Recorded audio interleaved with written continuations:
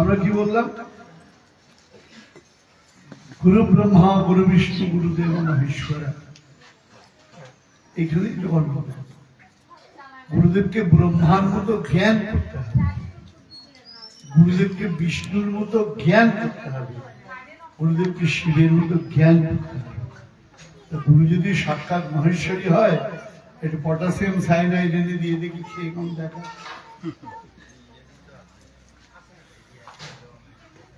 পারবে না। গুরু যদি বিষ্ণু হয়, সাপে শুতে হবে না, হাত দিয়ে ধরে দেখার অন্তত।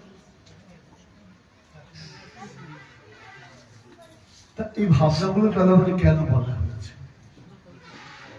যেমন জননী জন্মভূমিষ্ঠ স্বর্গাত বিগর্যসী। গতবার আমাকে একবেলার জন্য আনা হয়েছে, তা দুপুরবেলা পাঠ করেছিলাম, তাই ধুলাই বলে দিচ্ছি, কারণ কালকে মায়েরা অনেকে জানেন। তাহলে কি হলো? গুরুদেবকে ব্রহ্মার মতো জ্ঞান করতে হবে। কি কাজ করেন? সৃষ্টি করেন গুরুদেব। কৃষ্ণ নাম কর্ণে দিয়ে ভগবত ভক্তির সৃষ্টি করেন। তার ব্রহ্মার কাজ সৃষ্টি করা, গুরুদেব ভগবত ভক্তির সৃষ্টি করছেন, তাই তাকে ব্রহ্মার মতো জ্ঞান করতে হবে।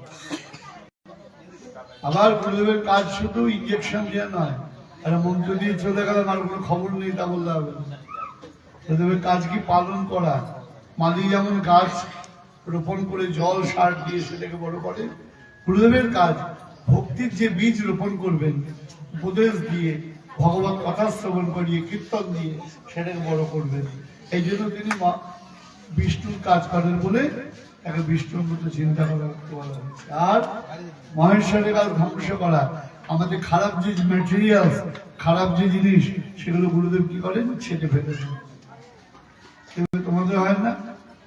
আগাছা যদি বেরোয়, আগাছাটাকে ছেটে ফেলে দিই। গাছকে ছাটি না, কারণ আগাছাকে না ছাড়লে মূল গাছটাই নষ্ট হয়ে যাবে। এটাই গুরু বন্ধনা। আবার কি বলা হলো? ধ্যানমূলক গুরুমূর্তি। আরে ধ্যান তো গোবিন্দকে করবো, কালকে শুনলাম পাঠে। গুরুদেবকে ধ্যান করবো কেন? কারণ হলো, তুমি যদি জগন্নাথ মন্দির দেখতে যাও, জগন্নাথ দেখতে যাও পুরীতে, যদি বলো আমি মন্দির দেখবো না, শুধু জগন্নাথ দেখবো, সম্ভব? আগে তোমায় মন্দির দেখতে হবে, পরে জগন্নাথ দেখতে হবে। আর মন্দির না দেখলে জগন্নাথ দেখবো কি করে? কারণ মন্দিরের ভিতরে জগন্নাথ, যদি গুরুরূপ মন্দিরের ভিতরে গোবিন্দ বসে রয়েছেন, তা গুরুদেবকে যদি না ধ্যান করি, তাহলে গোবিন্দকে ধ্যান করবো কি? পূজা বললাম গুরুপদম, গুরু পূজাই শ্রেষ্ঠ। ভগবান বলছেন প্রথমত গুরু পূজ্য তৎপরে মমার্চনা। প্রথমে গুরুদেবের পূজা করবে, তারপরে আমার পূজা করবে। কেন? তুমি আগে না গুরুদেব আগে? বলে এখন কথা হলো, যাবেন কোথায়? কলকাতা। গেছেন কোথায়? আগরতলা এয়ারপোর্টে। প্রথমে কলকাতায় যাবেন না প্লেনে উঠবেন? বলে দেবেন। আগে কলকাতায় যাবেন না আগে প্লেনে উঠবেন? প্লেনে উঠলে তবে কলকাতায় যাবেন।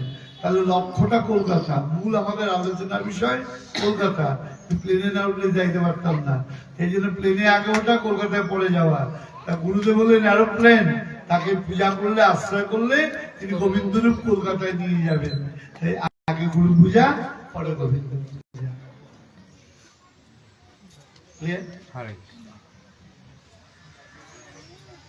তারপর কি বলা হলো? মন্ত্রমূলক গুরুর বাক্য, গুরুদেবের বাক্য। গুরুদেব কোন বাক্য দেবে? আমার জন্য জিলেপিয়ান, আমিত্তিয়ান, রসগোল্লান, ধুতিয়ান, চাদরান। গুরুদেবের এই কথা না। গুরুদেবের কোনটা কথা? যে গুরুদেব নিজের সুখার্থে শিষ্যদের ব্যবহার করে, সে গুরু আসনে বসার যোগ্যই নয়। তাহলে গুরুদেবের বাক্য কোনগুলো হবে? শিষ্যের যাতে কল্যাণ হয়। জপ করো, ধ্যান করো, ভালো ব্যবহার করো, ভালো সঙ্গত করো, খারাপ সঙ্গে যেও না। এই ইন্সপায়ারিং বাক্যগুলো বলবেন, এগুলোই হলেন আমাদের মন্ত্র। সেগুলো ঠিক মতো স্মরণ করতে পারলে তবে আমরা এগোতে পারবো, নাহলে ব্যাস। মন্নাথ জগন্নাথ, আমাদের নাথ হলেন জগন্নাথ। মদগুরু জগৎ গুরু। আমার গুরুদেব কি? জগন্নাথ। আমার গোবিন্দ, তিনি লিখে জগতের গুরুর আসনে বসে। তারা যদি জ্ঞান না দিতেন, আমরা পেতাম কোথায়? এইভাবে আমরা গুরু বন্দনা কীর্তন করলাম। এবার